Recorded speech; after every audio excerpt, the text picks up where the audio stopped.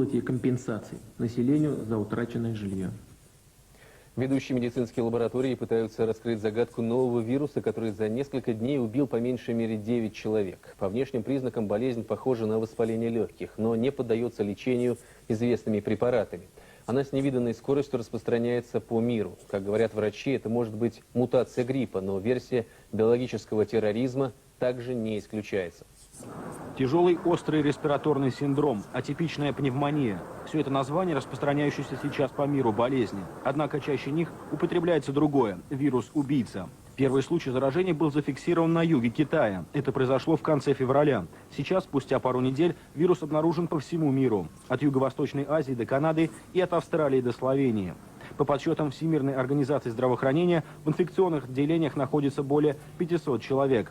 Некоторые в критическом состоянии, пока врачи не могут им помочь. Ни один из существующих антибиотиков пока не справляется с болезнью. Сегодня группа экспертов-инфекционистов вылетела из штаб-квартиры ВОЗ в Женеве в Гонконг, регион, где вирус распространяется быстрее всего. За сутки количество больных здесь удвоилось. Медикам предстоит квалифицировать его и сравнить с пробами, взятыми у больных в Европе и Америке. Сейчас в столице Словении, Любляне, врачи борются за жизнь 40-летней женщины, недавно вернувшейся из Вьетнама. В Израиле госпитализирован мужчина, побывавший в Гонконге, а в Германии в больницу помещен сингапурский доктор, который летел домой и почувствовал недомогание в самолете. По словам представителя Всемирной организации здравоохранения, вирус распространяется через людей, путешествующих на самолетах. Мы опубликовали глобальное предупреждение об этом новом неизученном вирусе. Хотя он может передаться только при условии близкого контакта, например, при поцелуе или объятии, мы настаиваем на повышенных мерах предосторожности везде. Я узнала о вирусе из новостей.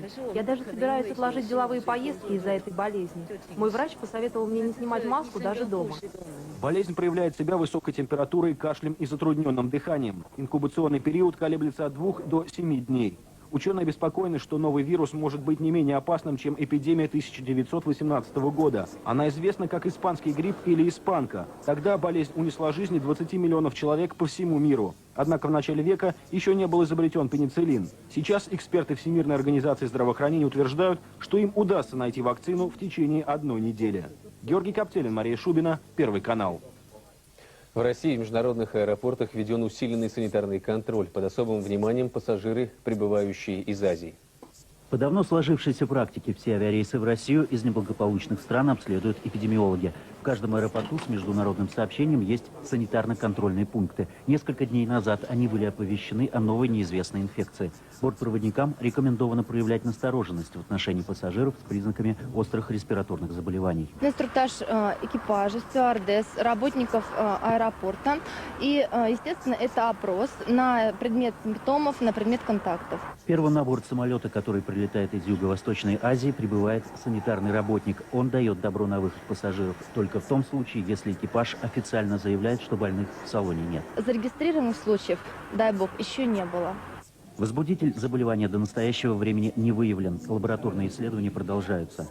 Несколько дней назад Всемирная организация здравоохранения выступила с первым за последние 10 лет предупреждением об опасности для авиапассажиров. Однако в настоящее время ВОЗ считает нецелесообразным вводить какие-либо ограничения в аэропортах, но при этом настойчиво рекомендует усилить эпидемиологический надзор.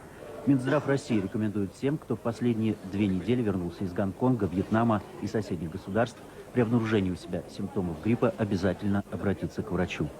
Иван Евдокименко, Марат Хабибуллин, Первый канал. Это все новости дня. Хроника